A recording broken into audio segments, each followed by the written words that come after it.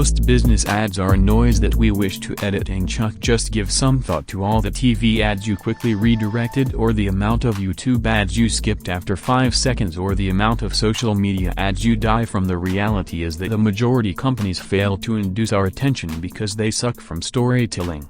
Author of Building a Trademark for the Story, Donald Miller, says story is our greatest weapon against noise because it organizes information in a very way that produces people compelled to pay attention to. Miller. He's the previous screenwriter who has deconstructed great movie stories like Star Wars and Lord of the Rings to unravel principles which we will use to show our marketing messages into great stories that grab the eye of our customers. Miller discovered that each screenwriter draws the audience to a movie and grabs their attention by ensuring that the audience always knows the solution to a few questions I call the 3 basic story questions. If you'll be able to illustrate them, answers why to those the 3 questions when trying to plug your personal brand, startup, or company working for your message, it'll want a story to decide on, hype and attract your customers' attention. Question: beloved. What to try to the hero at the start of Star Wars. Luke wants revenge for the killing of his aunt and uncle at the beginning of the Bourne Identity.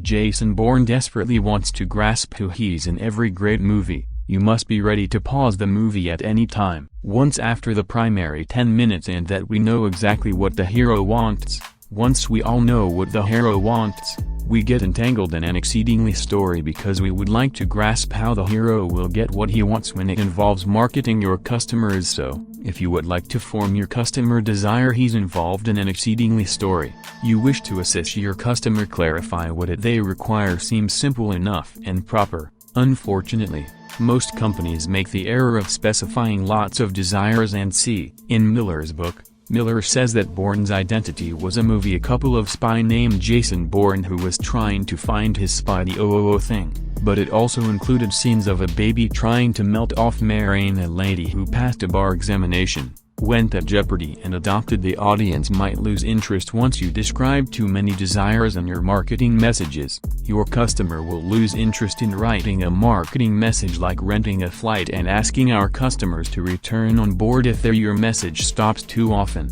Your journey will seem complicated and cumbersome, but if your trips are right-away route to a destination your customers want to travel to, you'll get more passengers to search out one destination to jot down about and target in your marketing messages. Create an outline of your ideal customer. Write down the 5 biggest desires your brand can fulfill, then select what you think that will make the foremost compelling story that the 5 most well-liked customers want to stay, earn money, save time and increase status and connect with others. Here are some of the ways within which companies explain within the book and communicate the one thing their customers want from them.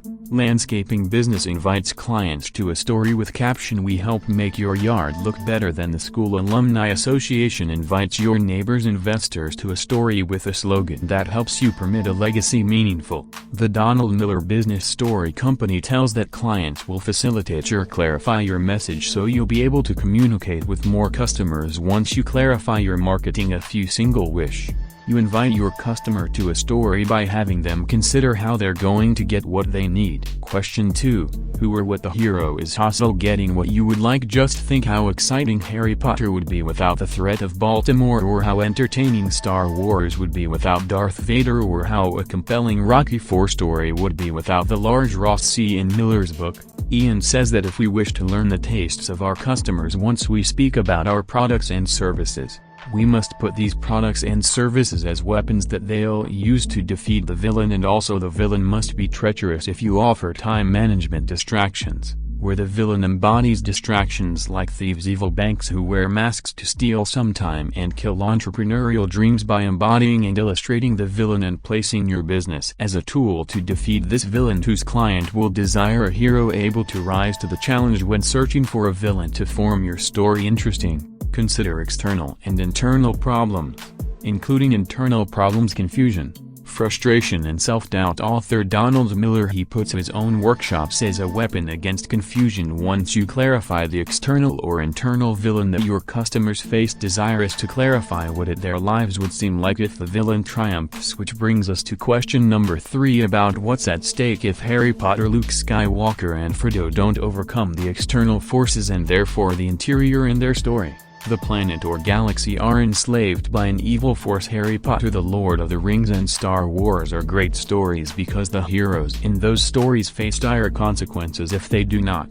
You will not succeed. As novelist James Scott Bell says that your readers want to be troubled, then do your marketing. Clients. You wish to create your customer anxious enough to point out your hero the price of doing nothing and therefore the price they pay money for not doing business with you. Do that with their place for a beef marketing campaign. If you do not choose Wendy's to unravel your yearning for hamburger, you may be cursed with a melancholy and unsatisfying sandwich from another alimentation joint that illustrates the fear of doing nothing. Could be a powerful story technique, but you must use it carefully to feature fear to your message, like adding salt into your meal. Without it your message is good, but lots of it in your message the message is ineffective. Including just a touch of fear, you create your letter a compelling story that your customer wants to be part of. Except for fear to be effective, it must be combined with a bliss of hope. Within the Matrix, there's always little hope that he could be the one. In Star Wars, there was always hope that Luke might become a Jedi. To ask your customers into a story that offers them hope by articulating a vision about who they'd become if they did business with you. And each customer promised a positive conversion, meaning the famous warehouse promised that you would like the way the Dove Soap Company has promised clients that they'll love the skin there. And if you run a cooking class,